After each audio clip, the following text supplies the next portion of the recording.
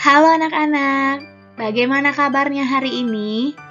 Semoga tetap sehat ya, dan tetap semangat selalu belajarnya ya nak.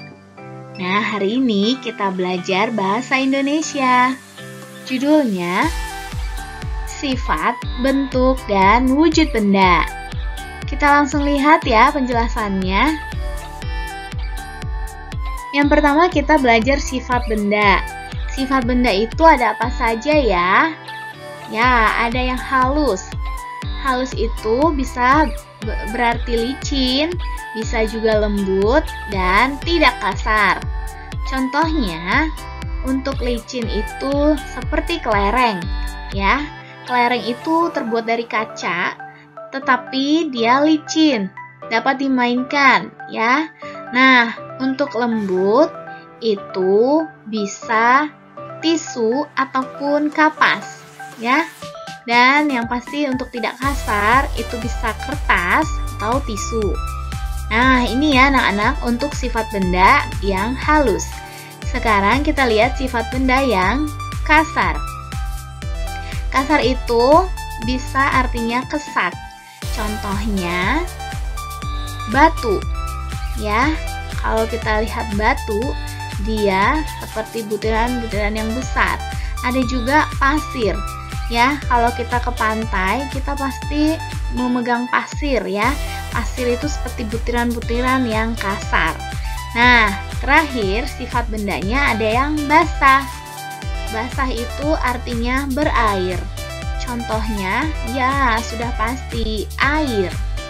Nah, ini ya anak-anak untuk sifat benda. Ya, kalian harus tahu ya. Nah, selanjutnya kita belajar bentuk benda. Bentuk benda ini ada dua ya. Yang pertama dapat berubah dan yang kedua tetap. Apa contohnya untuk bentuk benda yang berubah? Ya, berubah artinya berbeda dari semula. Contohnya air. Air kalau kita letakkan di gelas, maka airnya akan berbentuk seperti gelas. Ya, tadinya mungkin airnya ada di lantai. Lalu, misalkan airnya dipindahkan ke gelas. Nah, akhirnya airnya menjadi bentuknya seperti gelas. Sekarang kita lihat bentuk bendanya yang tetap. Tetap artinya tidak berubah keadaan atau bentuknya. Jadi, mau diletakkan di mana aja, bentuknya tidak berubah ya. Contohnya, pensil. Pensil ini kamu letakkan di gelas, akan sama bentuknya seperti pensil. Dia tidak akan berubah menjadi bentuknya gelas, ya. Karena dia adalah benda yang tetap, ya.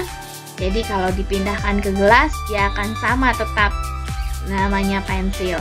Tidak berbentuk gelas, tetapi tetap pensil.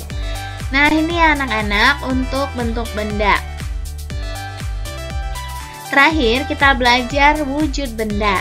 Untuk wujud benda, kita pelajarinya ada 3 ya. Yang pertama, wujud benda padat. Padat ini kita belajar bentuk benda padat adalah benda yang memiliki bentuk dan ukuran yang tetap. Nah, seperti tadi ya, contohnya pensil.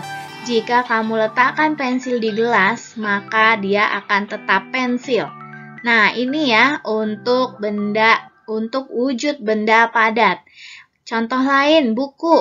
Buku kalau kamu letakkan di dalam tas akan tetap buku, tidak berbentuk tas ya, tetap buku. Nah, apalagi contohnya? Bisa juga kursi. Kursi kamu pindahkan ke depan, misalkan kamu tarik, ya dia tetap berbentuk kursi ya, dia tetap. Itulah wujud benda padat. Nah, sekarang kita lihat wujud benda cair. Apa itu wujud benda cair? Benda cair adalah benda yang bentuknya berubah-ubah sesuai dengan tempatnya. Contohnya sudah pasti air. Kalau air dituang ke gelas, maka bentuknya seperti gelas. Kalau air dituang ke dalam baskom, maka bentuknya seperti baskom. Jadi benda cair ini bentuknya berubah-ubah sesuai tempatnya. Nah, yang ketiga, wujud bendanya adalah gas. Apa itu benda gas? Benda gas adalah benda yang memiliki ukuran dan bentuk yang selalu berubah-ubah sesuai dengan tempatnya. Nah, ini sama ya, sama seperti benda cair, berubah-ubah sesuai tempatnya. Nah, kita lihat contohnya. Contohnya adalah udara. Udara di dalam balon akan berbentuk seperti balon. Ya, karena balonnya ada udaranya, maka dia mengembang seperti ini ya. Nah, lanjut. Contohnya yang kedua adalah ban. Ban mobil contohnya. Udara di ban itu akan berbentuk ban, ya. Jadi kalau bannya kempes bagaimana? Ya, berarti sudah tidak ada udaranya. Nah, terakhir, udara dalam pelampung. Kalau kamu berenang pakai pelampung, pelampungnya akan melambung ya di atas air karena ada udara di dalam pelampung. Nah, kalau pelampungnya tidak ada udara, maka dia akan kempes ya anak-anak. Nah, jadi ini ya anak-anak, wujud benda yang kita pelajari ada 3. Benda padat, benda cair, dan benda gas. Kalian harus ingat ya wujud benda ini dan contoh-contohnya.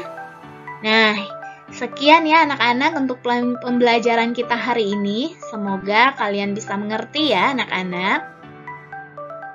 Terima kasih anak-anak. Tuhan Yesus memberkati.